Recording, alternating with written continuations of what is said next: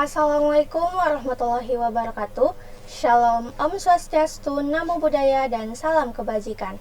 Halo semua, perkenalkan nama saya Nur Fajrina Syam dengan NIM 250209500001, mahasiswi program studi pendidikan Teknik Informatika dan Komputer kelas PTIKA angkatan 2025 Universitas Negeri Makassar. Video ini saya buat khusus untuk memenuhi tugas dari mata kuliah komputer grafis, di mana tugas ini merupakan tugas dari Bapak Muhammad Ihsan Zulfikar, SPD MPD. Di sini saya akan membahas dasar-dasar penggunaan Figma, mulai dari cara masuk ke akun hingga mengenali lingkungan kerjanya. Sebelum itu, saya akan menjelaskan apa sih Figma itu. Jadi, Figma adalah platform desain berbasis cloud yang digunakan untuk membuat desain antarmuka pengguna atau UI UX, prototype, hingga desain grafis secara kolaboratif. Berbeda dengan aplikasi desain tradisional yang harus diinstal secara berat, Figma berjalan di browser atau aplikasi desktop dengan sinkronisasi otomatis. Hal ini memungkinkan beberapa orang bekerja di satu file yang sama secara bersamaan, atau real-time collaboration. Figma telah menjadi standar industri bagi desainer di seluruh dunia karena kemudahannya dalam berbagai aset desain, fitur prototyping yang interaktif, serta ekosistem plugin yang sangat luas. Nah, langsung saja kita mulai pembahasannya. Langkah pertama adalah masuk ke Figma. Kita bisa membuka situs figma.com melalui browser atau menggunakan aplikasi desktop. Pilih login jika sudah mempunyai akun dan pilih get start for free jika baru pertama kali. Tips saya, gunakan opsi continue with Google supaya lebih praktis dan akun kita langsung terintegrasi.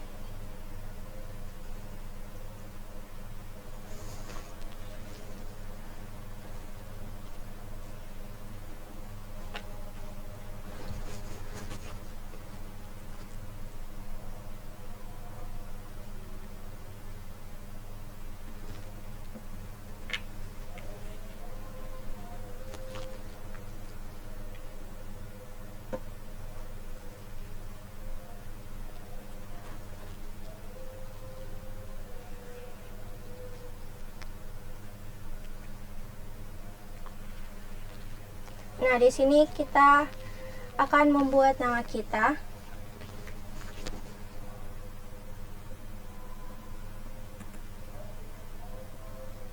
Lalu, apa rencana kita menggunakan Figma?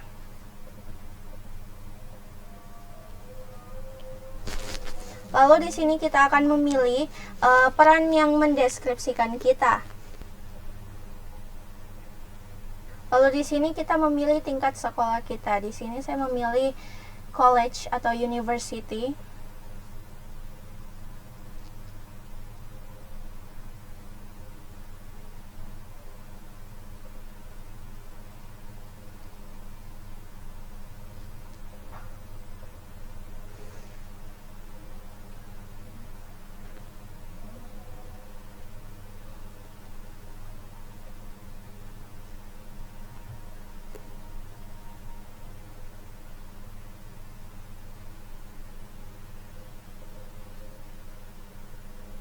Nah, setelah masuk, kita akan diarahkan ke dashboard utama atau file browser.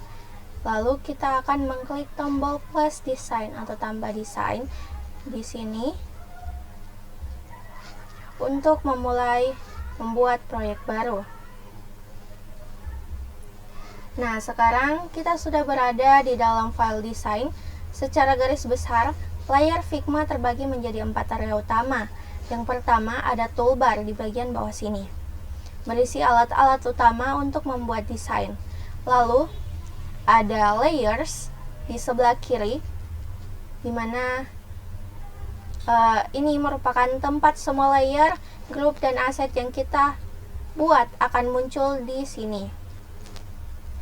Lalu di bagian tengah ini ada canvas, di mana kanvas adalah meja kerja tempat kita menggambar dan menyusun elemen. Lalu, Di sebelah kanan ada properti. Di sini kita bisa mengatur detail objek seperti warna, ukuran, efek, hingga membuat prototipe. Nah, selanjutnya mari kita bedah alat-alat penting di toolbar. Yang pertama di sini ada Move atau Move Tool, di mana Move Tool ini adalah kursor standar kita, di mana fungsinya bukan hanya memindahkan, tapi juga untuk memilih layar, mengatur jarak antar objek, seperti dengan menahan tombol Alternate Key atau Alt pada keyboard, dan mengubah ukuran objek secara manual. Lalu di sini terdapat Hand Tool, di mana Hand Tool ini berfungsi untuk menggeser pandangan di kanvas tanpa mengubah objek. Daripada sering menekan tombol H, kita cukup menahan tombol spacebar pada keyboard untuk mengaktifkan tangan sementara, lalu lepas untuk kembali ke Move Tool. Ini adalah cara tercepat untuk navigasi. Selanjutnya ada Scale Tool, di mana Scale Tool ini memungkinkan kita memperbesar objek beserta seluruh isinya, seperti teks dan garis tepi, secara proporsional tanpa merusak tata letak. Lalu ada Frame Tool, di mana frame bukan sekadar kotak biasa, melainkan frame bertindak sebagai wadah pintar yang memiliki fitur constraints atau mengatur bagaimana objek bereaksi saat layar diperbesar dan auto layout. Saat kita mengaktifkan tool ini, di sisi kanan layar, di bagian sini, akan muncul pilihan ukuran standar industri mulai dari iPhone, Android, MacBook, hingga ukuran kertas A4 dan post Instagram. Lalu ada Section. Di sini section berfungsi untuk mengelompokkan banyak frame agar rapi. Lalu ada Slice, di mana slice berfungsi untuk memotong area tertentu untuk diekspor jadi gambar. Selanjutnya kita akan beralih ke bagian shape, di mana yang pertama ada rectangle, di mana rectangle adalah fondasi utama untuk membuat tombol, kartu, atau kolom input. Lalu ada line dan row, di mana kedua ini berfungsi untuk membuat pemisah antar konten atau penunjuk alur kerja. Lalu ada ellipse, digunakan untuk foto profil atau avatar atau desain icon melingkar. Lalu ada polygon dan star. Di sini berfungsi untuk membuat elemen dekoratif seperti bintang atau bentuk segitiga. Lalu kita juga bisa menambahkan gambar atau video. Selanjutnya ada Pen Tool, di mana berbeda dengan menggambar biasa, Pen Tool di Figma menggunakan sistem vector networks. Kita bisa menarik garis dari titik manapun ke titik manapun, tidak harus menyambung lurus. Ini sangat berguna untuk membuat logo atau icon custom. Selanjutnya ada pensil. Di sini pensil berfungsi untuk menggambar bebas atau coretan tangan. Lalu ada text tool, di mana text tool ini berfungsi untuk memasukkan tulisan ke dalam desain. Klik sekali untuk tulisan pendek, dan tarik atau drag untuk membuat kotak paragraf. Lalu ada comment tool, di mana meskipun tools ini sering terlupakan, ini adalah tool vital. Kita bisa meninggalkan catatan di titik spesifik desain untuk dosen atau teman kelompok kita. Komentar ini bisa dibalas secara real time, persis seperti media sosial. Lalu di sini ada action, di mana action berfungsi untuk mengelompokkan banyak frame agar terlihat rapi. Di sini ada draw. Kita bisa menggambar. Ada pena, ada kuas, dan ada pensil. Nah, selanjutnya di sini ada dev mode, di mana dev mode berfungsi untuk mengubah desain menjadi kode untuk developer. Nah, sekarang mari kita coba membuat desain sederhana. Simak cara saya berikut ini.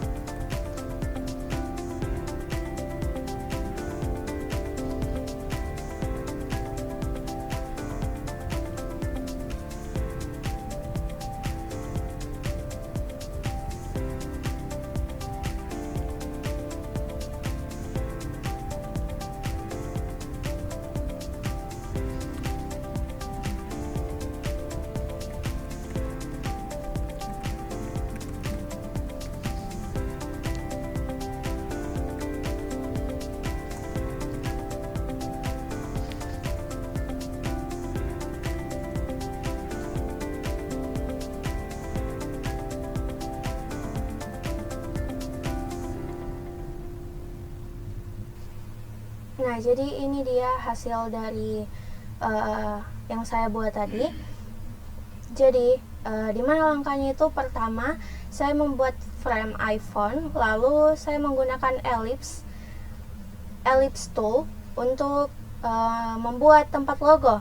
Lalu untuk bagian input email, saya menggunakan rectangle tool dan memberikan sedikit lengkungan di sudutnya agar terlihat modern. Lalu, saya membuat tombol login dengan warna kontras supaya pengguna tahu itu adalah aksi utamanya. Lalu di sini juga terdapat teks forgot password atau lupa kata sandi. Nah, di ellipse ini kita juga bisa memasukkan gambar atau logo. Nah, itu saja penjelasan dari saya. Sebagai kesimpulan, Figma bukan sekedar alat gambar digital, melainkan sebuah ruang kerja kolaboratif yang sangat efisien bagi desainer modern. Kita telah mempelajari bahwa Figma sangat mudah diakses hanya dengan akun Google dan koneksi internet, pembagian area kerja atau toolbar, layers, kanvas, dan properti, lalu dirancang untuk mempercepat alur kerja kita. Setiap alat, mulai dari frame hingga pen tool, memiliki peran spesifik untuk mengubah ide menjadi prototipe yang terlihat nyata. Menguasai dasar-dasar Figma adalah langkah awal yang krusial bagi siapapun yang ingin terjun ke dunia pengembangan produk digital. Dengan pemahaman yang baik tentang tools dan workspace-nya, kita bisa menciptakan desain yang tidak hanya estetis, tetapi juga fungsional. Nah, itu tadi pengenalan dasar mengenai cara akses, workspace, dan tools yang ada di Figma. Semoga penjelasan dari saya bisa membantu kalian yang baru ingin memulai belajar UI UX design. Lebih dan kurangnya mohon dimaafkan. Wabillahi taufiq wal hidayah. Wassalamualaikum warahmatullahi wabarakatuh.